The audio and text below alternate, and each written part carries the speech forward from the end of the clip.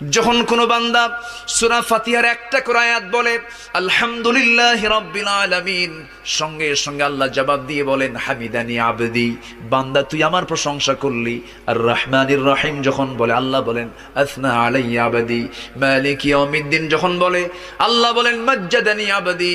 এরপরে যখন বলে ইয়াকা না'বুদু ওয়া ইয়াকা নাস্তাঈন পর্যন্ত যখন বলে আল্লাহ বলেন বান্দারে তুই আমার কাছে কি চাস, প্রাণ খুলে চারে বান্দা।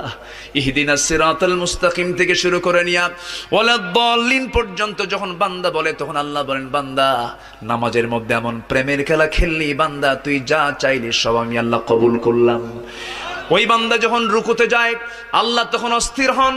ওই বান্দা যখন সিজদায় যাওয়ার জন্য প্রস্তুতি নাই, সমস্ত ফেরেশতাকে ডাক দিয়ে বলেন ও ফেরেশতারা, এই বান্দাগুলো আমাকে দেখলো না, রাসূলকে দেখলো না, কোরআনকে দেখে হাদিসকে বিশ্বাস করে আমাকে খুশি করার জন্য তার সবচেয়ে সম্মানজনক